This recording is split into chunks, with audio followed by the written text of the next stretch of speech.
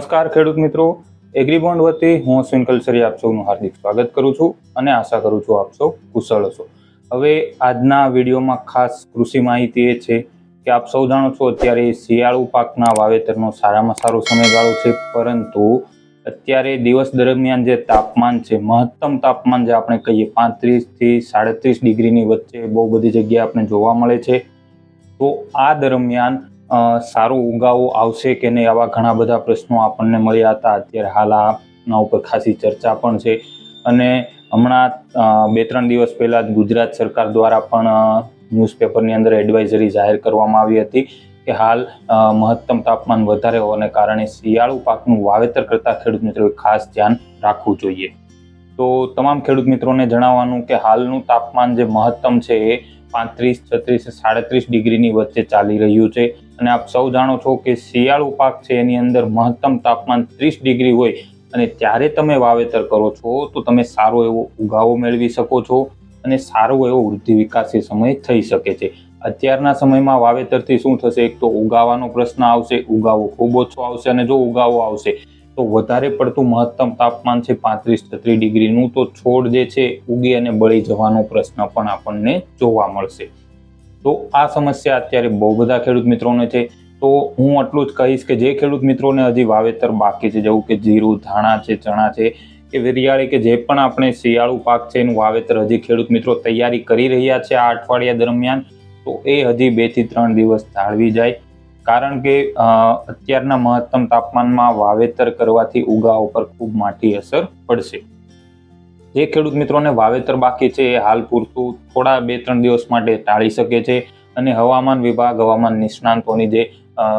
રોજની આગાહી હોય છે તાપમાનને લઈને, એના ઉપર ખાસ એ સમાચાર ઉપર ધ્યાન આપે અને હાલ જે ખેડૂત મિત્રો વાવેતર આવતા અઠવાડિયા દરમિયાન કરી ચૂક્યા છે કે જેનું વાવેતર થઈ ગયું છે, હવે લોકોને જો ઉગાવાનો પ્રશ્ન લાગે એવું હોય તો ખાસ એ ખેડૂત મિત્રો માટે ખાસ ગુજરાત સરકાર દ્વારા, બિયારણ કંપનીઓ દ્વારા, કૃષિ યુનિવર્સિટીઓ દ્વારા ઘણી એવી એડવાઇઝરી અને ભલામણો જાહેર કરી છે, તો એના પર પણ નજર નાખવી। અને અત્યારે હું જણાવી દઉં કે જે ખેડૂત મિત્રોને વાવેતર થઈ ગયું છે તો ખાસ સાંજના સમયે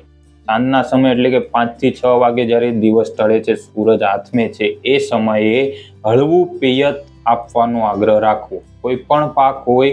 સાંજનો સમય 5 થી 6 વાગે દિવસ આથમવાની શરૂઆત થાય એટલે આપણે હળવું પિયત જે છે આપવાનો આગ્રહ રાખવો। હળવું પિયત એટલે કેવું કે પિયત આપો અને જમીનની અંદર તમે જેમ પગ મૂકો એટલે ખાલી ભીનાશનો અનુભવ થવો જોઈએ એટલું હળવું પિયત આપવાનું છે। એક સાથે વધારે પડતું પિયત આપવાની કોઈ જરૂર નથી, માત્ર હળવું પિયત આપવાનું છે। આ સિવાય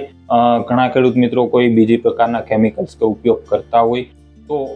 આવા સમયમાં જો લાગે છે કે ઉગાવામાં હજી થોડો ઘણો પ્રશ્ન રહી શકે છે તો સારું છે કે તમે જિબ્રેલિક એસિડ જે આવે છે એ જિબ્રેલિક એસિડ જે તમે સાંજના સમયે પિયત આપો છો તો એની સાથે 1 લિટર જિબ્રેલિક એસિડનું જે પ્રવાહી આવે એ 1 એકરની અંદર તમે આપી શકો છો, અથવા ઓલ ઇન વન જે આપણે છે એ 100 ગ્રામ 1 એકરના સાંજના સમયે પિયત આપો છો, એની સાથે તમે 100 ગ્રામ ઓલ ઇન વન 1 એકરે આપી શકો છો।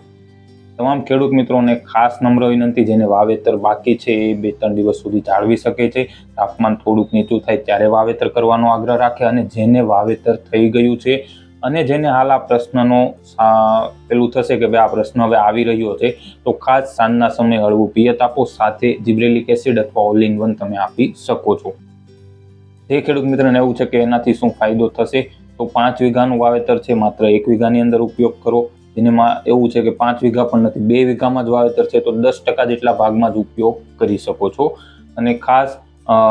આ જે ઉગાવાનો પ્રશ્ન છે બિયારણના કારણે નથી થતો, મને અત્યારે ઘણા એવા પ્રશ્ન આવ્યા કે સર બિયારણ સારી કંપનીનું લીધું, મોંઘા ભાવનું લીધું પણ બિયારણ ખરાબ છે। આ અત્યારે હવામાન અને વાતાવરણના કારણે છે, એટલે દોષનો ટોપલો આપણે બિયારણ કંપનીઓ ઉપર ના નાખી શકીએ। બિયારણ સારું જ છે પણ અત્યારની જે પરિસ્થિતિ છે એના કારણે ઉગાવાનો પ્રશ્ન આપણે જોઈ રહ્યા છીએ, એટલે ખાસ વાવેતર બાકી છે તો થોડુંક જાળવી શકો છો, અને થઈ ગયું છે તો તમને જણાવ્યું એ પ્રમાણે તમે હાલ કરી શકો છો। અને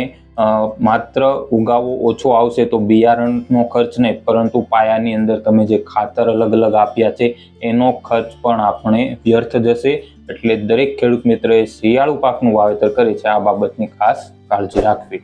અને બીજી કોઈ ખેતી લગતી કૃષિ માહિતી કે કૃષિ માહિતીને લગતો કોઈ પ્રશ્ન ખેતીને લગતો હોય, એગ્રી બોન્ડના પૂછો પ્રશ્નમાં તમે જણાવી શકો છો.